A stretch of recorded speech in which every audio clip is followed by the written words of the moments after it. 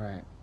All right. At the time I'm recording this, it's already technically Thanksgiving. It's Thursday, and so many are in the next few hours going to be waking up to days where they'll be enjoying their family and enjoying gluttonous levels of food and telling stories and laughing and talking. And all that's great, but I want to take that as an opportunity to question, or at least kind of pose the question for you to think about, is in this season that we're supposed to be giving thanks, are we?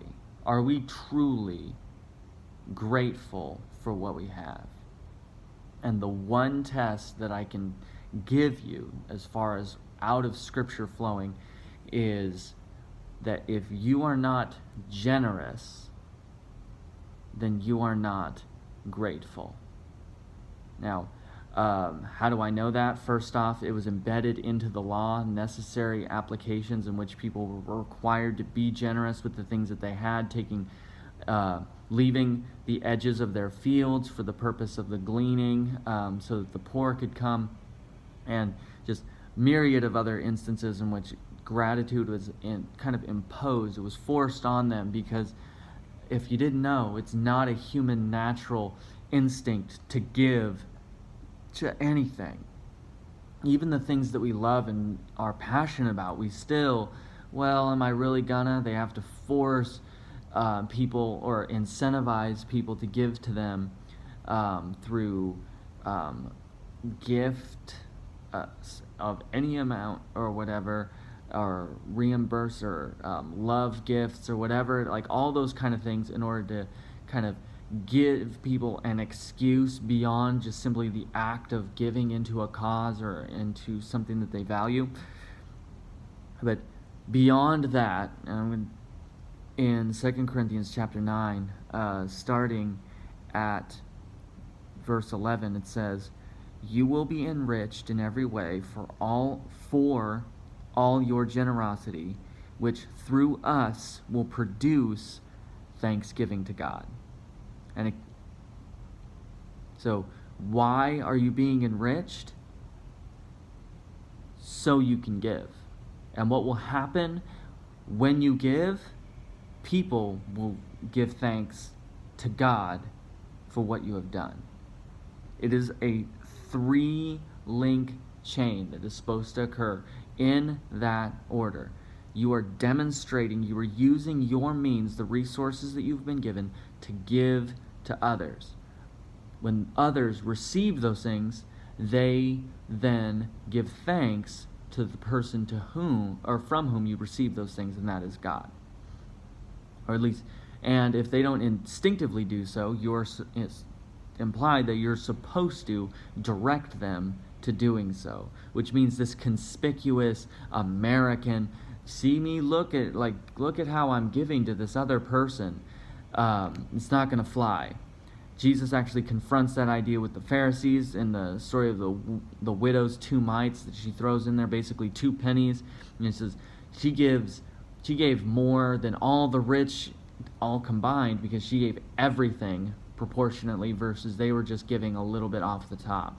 And then you see this again with Cain and Abel, where at Cain it says that he just gave some of what he had, versus Abel giving of the first fruits of his flock. So you have these notably distinct gifts. It's not about value. It's not about how much. It's not about a dollar sign on it, and it's not about who you even give it to, as much as that you are giving. Notice also it says that you'll be enriched so that you can give, and so that from your giving people will give thanks to God. It doesn't say if you do a background check. It doesn't say that if when you give them whatever, that they use it for responsible means. It doesn't say that, well, give them food, not money, because they could use that money to buy drugs. It doesn't give any of those self-interested qualifiers into that we impose on our generosity. It just says give. Now, if your conscience is provoked at the idea of giving somebody money on the street, then you need to wrestle that out with God. But quite honestly, there's never any context in which that is offered in the Bible. It says, if somebody needs, you give it. If they need clothes, you give them clothes. If they need food, you give them food. If they need, you fill that need. And honestly, if Christians in general would just step up and handle the issues as far as what the poor are going through and the downtrodden and everything, the widows and orphans of our society, if they would just handle those problems instead of leaving those things for the government to handle, our society would be infinitely improved, because the resources are already present for every single church to rid their communities of every single ailment that burdens it, whether that's poor, whether that's fatherlessness, whether, like, they already have the resources in their community. They just are not utilizing it because either A, the people there in that church are selfishly hoarding it, or B, they're not asking. They're simply not putting it forth as a gospel-mandated declaration of that gospel-revived, resuscitated souls give. And they give ridiculously. The whole purpose of Romans, for instance, was that Paul was writing it with the intent that the people who were receiving it would give money to him so that he could go not just to them, but to Spain and beyond. So, there's an intrinsic generosity to believing people.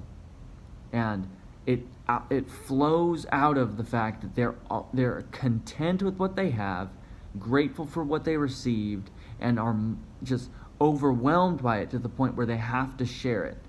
None the least of which is the very story of the gospel itself. So, with that, I'll go and leave it. I want to keep this short, but happy Thanksgiving to everybody out there. If you have thoughts or comments, feel free to share them with me. I hope you enjoy your meals. I hope you enjoy your family. I hope that everything goes well. But do not forget that it's not enough just to give lip service, to just say thank you. You have to demonstrate gratitude, which culminates in its ultimate expression being generosity towards others.